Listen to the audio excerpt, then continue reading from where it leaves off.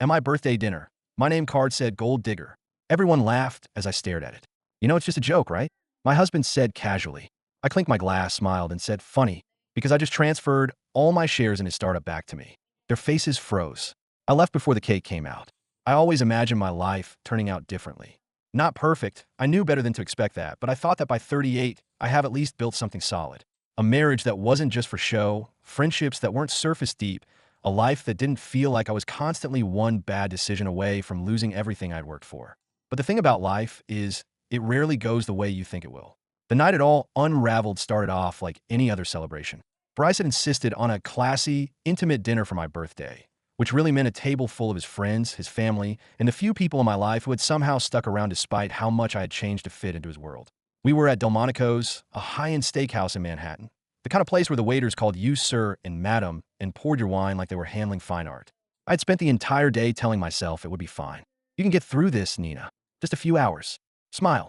Toast. Eat your overpriced dinner. Then go home and drink alone like you always do. I should have known something was off the moment I walked in and saw Jenna sitting at the table. Bryce's ex-girlfriend.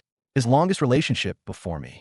The woman who used to call me a nobody back when Bryce and I first started dating, who made sure I knew that she and Bryce had history, that she had seen him through his struggling years, back when he was still a broke startup founder, trying to get investors to believe in his idea. She was the one who had sneered at my old clothes, my off-brand purse, and said, she's cute, Bryce. But we both know she won't last. Yet here she was at my birthday dinner, sitting across from my seat, grinning at me like we were old friends. I barely had time to process that before Bryce kissed my cheek and whispered, don't make a big deal out of it, babe. You two are fine now, right? I swallowed my irritation, forcing a tight smile. It wasn't worth it. Not here. Not with an audience. The waiter led me to my seat. I smoothed down my dress, plastering on a polite smile as I sat down between Bryce and his younger brother, Tanner, a man who had never outgrown his frat boy phase. And that's when I saw it. The place cards. At first, I didn't really look. I was too focused on the wine being poured, the way Bryce's business partners chuckled over some inside joke I wasn't part of, the fact that my best friend Madeline, who I had insisted on inviting, looked as uncomfortable as I felt. Then I heard the laughter. First, a quiet chuckle from Bryce's best friend, Owen. Then Jenna, snorting into her wine glass. And finally Bryce. Oh, that's good, he said, picking up the place card in front of me and turning it so I could see. Gold Digger. Bold, capital letters. For a second, my brain didn't fully register it. It was like staring at something in a foreign language, like I needed a second for the letters to rearrange themselves into something that made sense. Then the laughter grew louder. I looked around the table, waiting for someone to say something, to tell me this was a mistake, that someone had mixed up the cards, or that I was hallucinating. Instead, they were laughing. Even my so-called friends, the ones I had been there for through breakups, through layoffs, through messy divorces, they were laughing too. Bryce slung an arm around my chair, grinning. You know, it's just a joke, right? A joke. A joke. At my expense. On my birthday. My stomach clenched. My skin burned. I looked at Bryce, really looked at him, and for the first time in years, I saw him for what he really was. Not the charming, ambitious man I'd fallen in love with. Not the struggling entrepreneur I had stood beside when he had nothing, when I had poured my own savings into his company to help him keep the lights on, when I had worked extra hours to make sure we could pay rent while he chased his dream. No, the man sitting beside me, laughing at me with everyone else, was someone I didn't even recognize. A man who had one, who had built something successful and wealthy and powerful, and had decided somewhere along the way that I was no longer his equal. I took a slow, steady breath. Then I smiled, lifted my wine glass, clinked it lightly against his. Funny, I said, my voice light, because I just transferred all my shares in your startup back to me. The laughter stopped, just like that. It was almost comical, the way the entire table froze. Like someone had paused the scene, like the air itself had gone stiff. Bryce's grip on my chair tightened. What? I set my glass down, tilted my head. Oh, did you think I just gave them to you? That I didn't have a contingency plan? I let out a soft, amused laugh. That would have been gold digger behavior, don't you think? Bryce's face drained of color. His business partners exchanged uneasy glances. They knew what this meant. Because without my shares, Bryce wasn't the majority owner of his own company anymore. I was. I stood up, smoothed down my dress. Well, I said cheerfully, I was going to wait until dessert, but I guess now's as good a time as any. I glanced at the waiter. Cancel the cake for me, will you? Looks like I'm leaving early. Then, without another word, I turned and walked out. And as I pushed open the doors and stepped onto the quiet Manhattan street, I took a deep breath, the first real breath I had taken in years. I walked out of the restaurant, feeling the cold Manhattan air hit my face, but I barely noticed it. My heart was pounding. Not with fear, not with regret, but with something I hadn't felt in a long time. Control. Behind me, I could hear the muffled chaos. Chairs scraping against the floor. Bryce's voice rising in anger. Someone, probably Tanner, muttering, "Dude, what the hell just happened?" I didn't stop. I didn't turn around. I pulled out my phone and called the car service I had booked earlier. Not because I had expected things to go down exactly like this, but because I had learned to always have an escape plan when it came to Bryce. The black car pulled up within minutes. As soon as I slid into the back seat, I let out a long breath and pressed my fingers to my temples. The driver glanced at me in the rearview mirror. "Long night." I let out a short, humorless laugh. "You have no idea. I expected calls. I expected texts. I expected Bryce to come home in a blind rage, storming into the penthouse and demanding an explanation. Instead, silence. For hours. That was when I knew he wasn't coming straight home. That was when I knew he was with his business partners, trying to figure out exactly how screwed he was. I changed into sweats, wiped the makeup off my face, and poured myself a glass of whiskey, sitting by the floor-to-ceiling windows of our penthouse. The city glittered below me, oblivious to the storm brewing inside my marriage. And then, at exactly 2:37 a.m., I heard the front door slam. I didn't even flinch. Bryce's footsteps were heavy, uneven, his shoes clicking against the marble floor. I stayed exactly where I was, swirling the amber liquid in my glass as he stalked into the living room. He was furious, jaw clenched, eyes wild.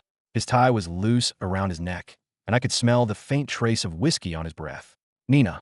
His voice was tight, controlled, dangerous. "What the fuck was that stunt at dinner?" I took a slow sip, savoring the burn. Then I turned to look at him. "A stunt." I tilted my head. "You humiliate me in front of all your friends, and I'm the one pulling stunts?" His nostrils flared. "It was a joke. A joke," I repeated. "On my birthday, in front of a crowd. And you let them laugh at me." His hands curled into fists. "Jesus Christ, Nina, stop being so goddamn sensitive. You knew what you were signing up for when you married me." I blinked. "What the hell is that supposed to mean?" "It means," he exhaled sharply, dragging a hand down his face. "It means you knew who I was. You know the kind of world I live in. You knew I knew what?" I cut in, my voice deceptively calm.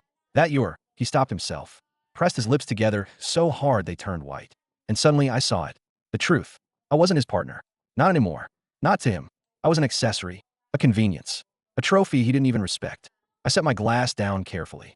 "Say it," I murmured. "Say what you were about to say." He hesitated. Then, finally, "You're replaceable, Nina." A sharp, hot pain shot through my chest. Not heartbreak. No, that had died a long time ago. But anger. A deep, burning rage. I nodded slowly. "Good to know." I stood up, my legs steady, my heart cold. I walked past him, toward the bedroom. "Nina." I turned just as I reached the doorway. My voice was quiet, steady, unshakable. "I want a divorce, Bryce." He went still, absolutely still. And then, for the first time that night, he looked afraid. Bryce scoffed. A short, humorless sound. "Oh, come on, Nina. Don't be dramatic." I stared at him, waiting for it, the apology, the regret, the realization of what he had done. But it didn't come. Instead, he ran a hand through his hair, exhaling sharply like I was the one being unreasonable. "It was a joke. You're really going to throw away our marriage over this?" I felt something inside me go ice cold.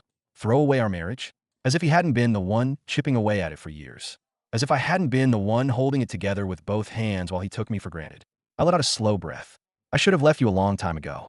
Bryce's jaw tensed. He stepped closer, lowering his voice. "Nina, don't be stupid." I flinched, not from fear, from the sheer audacity of him thinking he could intimidate me into staying. "You think you're going to do better than me?" His voice was condescending now, smug. "You think some other guy is going to give you what I have?" I let out a short laugh.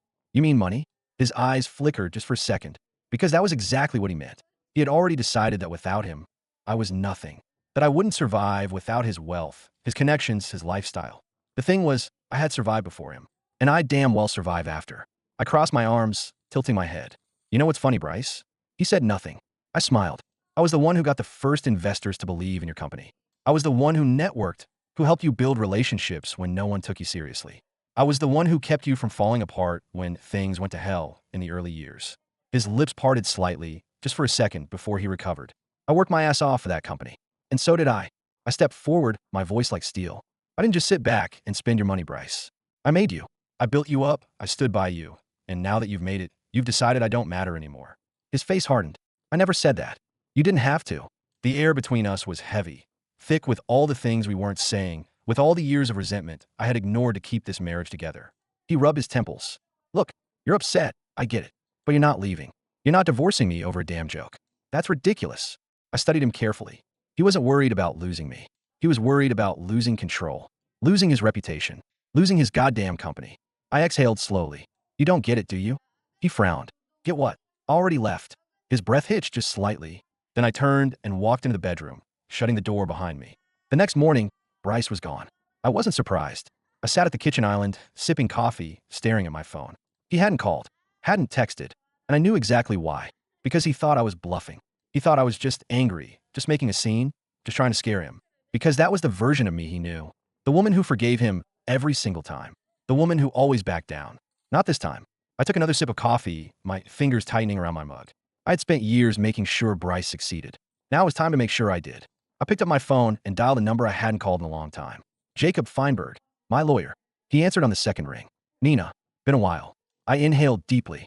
I need to file for divorce. A slight pause. Then, I was wondering when you'd finally say that. I let out a short laugh. Yeah, me too. I had always thought leaving Bryce would feel terrifying. But as I sat there, staring out over the city skyline, all I felt was relief. Jacob didn't sound surprised. Not even a little. He had been my lawyer long before Bryce. Back when I was just starting my career, back when I still believed love meant choosing someone even when things got hard. It wasn't until later that I realized Bryce only believed that when I was the one doing the choosing. So, Jacob said, leaning back into that calm, measured tone of his, how do you want to play this? I exhaled, rubbing my temple. Clean. Efficient. I don't want a war. Jacob snorted. That's cute. But you know who you're divorcing, right? My stomach tightened. Because he was right. Bryce wasn't the type to lose quietly. I knew him too well. His pride wouldn't let him just sign the papers and walk away. Especially not with the company on the line. Especially not when he still thought he could change my mind. Do I need to freeze any assets? Jacob asked. Has he tried moving money around? I let out a dry laugh. Not yet. But he will. Because Bryce was predictable. He was probably sitting in his office, calling his own lawyer, spinning some story about how I was emotional, how this was just some overreaction, how he could talk me down before things got out of control. He didn't realize things were already out of his control. Jacob sighed. All right, I'll start the paperwork. But Nina, yeah, you need to be ready for a fight. Bryce came home that night, acting like nothing had happened. I was in the kitchen, pouring a glass of wine, when I heard the front door open. His footsteps were even casual, like he hadn't just humiliated me in front of half of New York. Like I hadn't just taken back the company he thought was his. He loosened his tie, setting his keys on the counter. Hey, I didn't look up. I heard the fridge open, the sound of a bottle being pulled from the shelf. Then so you talked to Jacob. I turned slowly, leaning against the counter. Of course I did. He took a slow sip of his beer, watching me over the rim. You know, you don't actually want this. I let out a breathy laugh. Oh, I really do. His jaw tensed. We've had fights before, Nina. Big ones. But you always calm down. I tilted my head, studying him. You're still waiting for me to change my mind. He said nothing. I smiled. Because I wasn't going to. I've already filed. I told him, enjoying the way his grip tightened around his beer bottle. Nina. His voice dropped, low and warning. You don't want to do this. I straightened. Why? Because you'll make it ugly? His silence was answer enough. I let out a slow, steady breath. I gave you years of my life, Bryce. And for what? So you could laugh at me? I shook my head. I don't care how ugly you make this. I'm done. His jaw clenched. His fingers twitched at his side. For a second, I saw it. The moment he realized I wasn't bluffing. The moment he realized he had already lost me. And the thing about Bryce? He had never learned how to lose. Bryce stared at me for a long time, his jaw flexing like he was biting back words he wasn't sure he wanted to say. I could see the wheels turning in his head, calculating, figuring out how to spin this, how to win.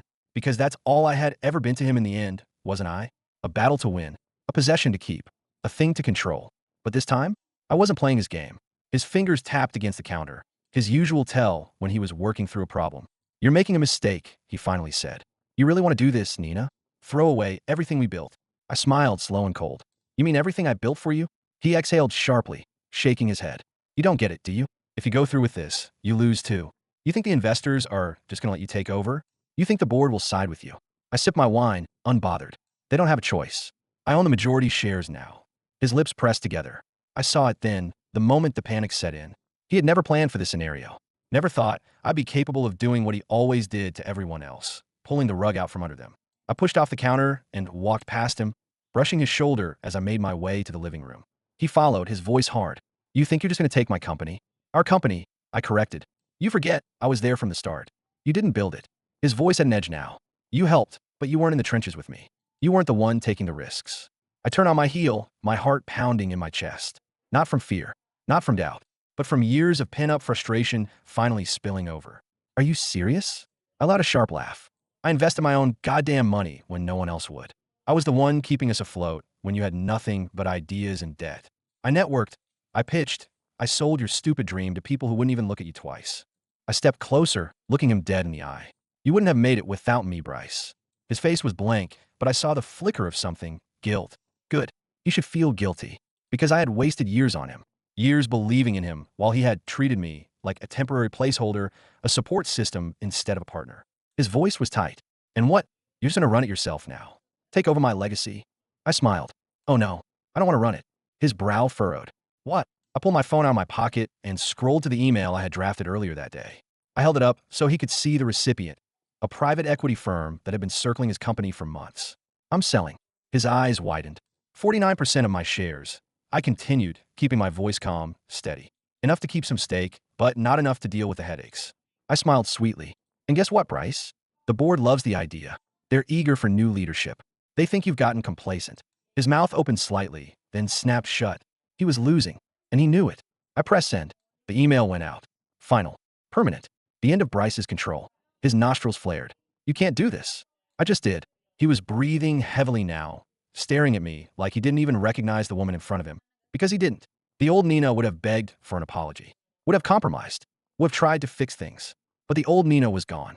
He swallowed hard, his Adam's apple bobbing. You, he exhaled, dragging a hand through his hair. Jesus, Nina, you're going to ruin me. I tilted my head. No, you ruined yourself. And then, for the first time, Bryce looked afraid. Because he had always assumed I needed him. He had never considered what would happen when he needed me. Bryce tried everything to stop the sale. He called emergency board meetings. He tried to convince the investors I was acting irrationally. He even tried to offer me a settlement, a ridiculous attempt to buy me out quietly. But the deal went through anyway. A few weeks later, the news broke.